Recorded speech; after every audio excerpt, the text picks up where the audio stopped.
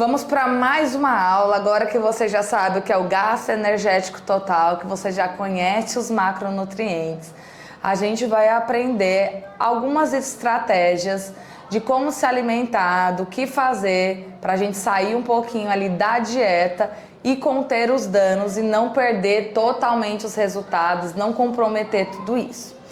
Primeira coisa que eu quero que vocês saibam, que não existe uma pessoa que vai fazer 100% da dieta, nem mesmo um atleta que depende totalmente ali do físico dele consegue fazer isso.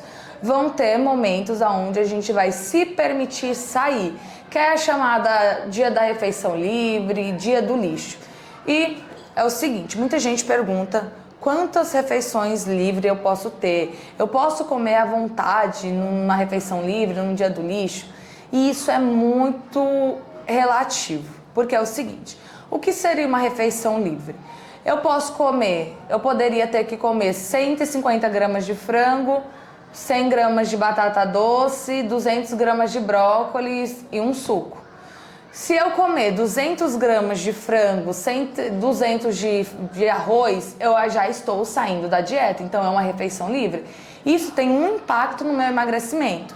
Mas e se eu comer 3 pedaços de pizza e um sorvete? Tem outro impacto. E se eu comer um McDonald's e 3 batatas fritas? Tem outro impacto. Então a gente vai ter que aprender com o tempo, à medida que a gente vai se expondo. Eu vou dar o meu exemplo. Ao longo do meu processo de emagrecimento, é o seguinte: se eu seguia 100% do meu cardápio, é óbvio que eu vou extrair 100% do que aquilo ali pode me dar. Então eu tinha um resultado muito bom. Quando eu comecei a dar uma furada, eu comecei a perceber uma coisa.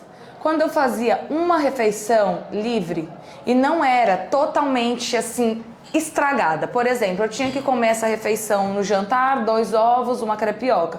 Eu saía, comia um risoto com uma carne ali, um pouco de arroz e não comia sobremesa. Eu consegui emagrecer legal e me sentia bem com aquele resultado. Eu não me sentia frustrada na segunda-feira, não aumentava tanto o peso, aumentava pouquíssimo e ok.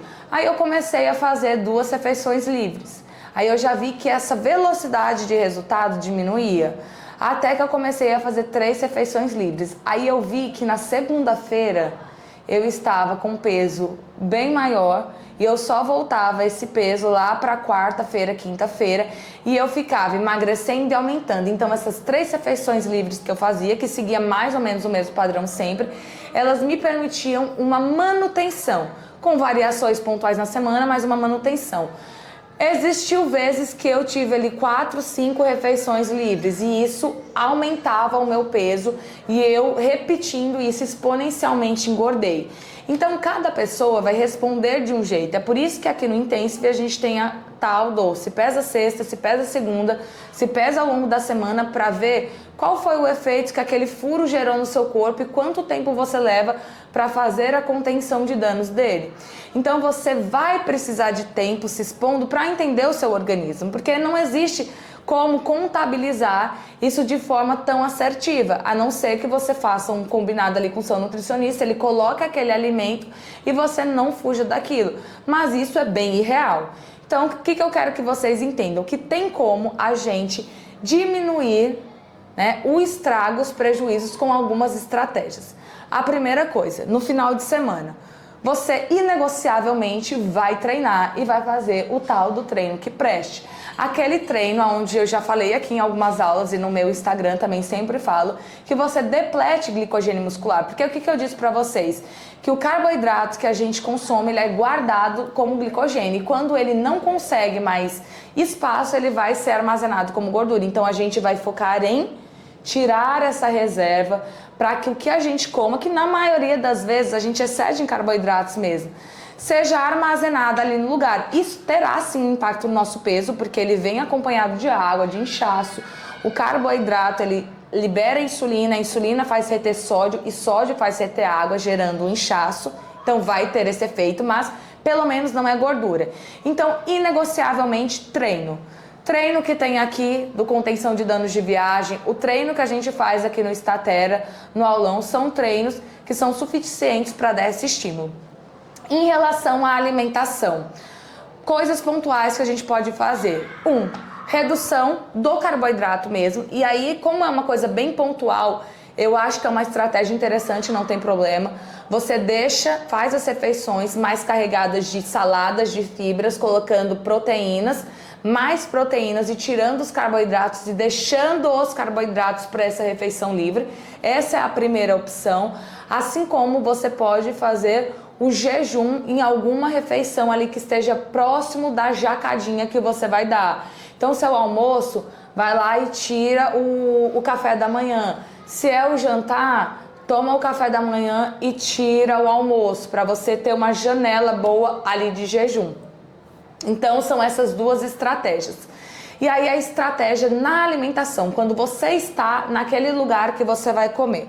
A primeira coisa, sabendo o que são os macronutrientes, você vai priorizar comer o tanto de proteínas que você necessita comer. Então, comece ali a sua refeição comendo as proteínas. Escolha pratos que tenha carne o suficiente. Depois você come carboidratos. Depois você deixa para comer sobremesas ou álcool. Lembrando que eu acho estrategicamente muito melhor você escolher se você quer todos os prazeres ou se você quer ir controlar as quantidades ou se você quer comer algo de uma quantidade maior e opte por isso. Eu, por exemplo, eu não bebo. Eu gosto de comer doce. Então, quando eu opto por comer doce, eu não quero controlar e comer uma colherzinha. Eu quero realmente ir lá no São Paulo e comer um sorvete grande. Então, o meu jantar vai ser voltado para eu comer essa sobremesa. Um dia, o que foi que eu fiz? Eu fui comer um temaki, então eu comi um temaki ali só com proteína e aí fui tomar um sorvete.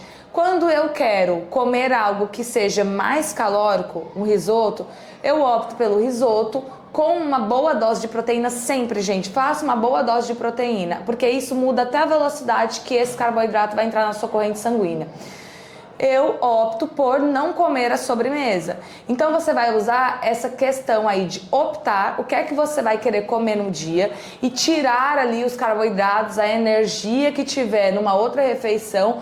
Ou se não, se você quer comer tudo, você quer comer ali o jantar, você quer beber, você quer comer doce, você vai controlar as quantidades, né? E aí, qual é o melhor? Depende do que você quer priorizar. Eu gosto de comer muito, eu prefiro porções maiores e me privar de algo específico do que comer algo que eu quero só um pouquinho. Eu me sinto muito mais satisfeita dessa forma e fica aí a dica para vocês conterem esses danos. Lembre que o treinamento é uma das principais ferramentas para você ter controle, tanto ao nível de energia que vai ser armazenada, como também o exercício físico, por si só, ele melhora um pouco a sua tomada de decisão. Então, por mais que você saia da dieta, coma um pouquinho mais, você vai sair com muito mais consciência. Então, aplique essas estratégias que você vai ver que vai fazer total diferença. Tenha o treino no final de semana inegociável, que você vai ver o resultado acontecer. E é isso. Boa jornada!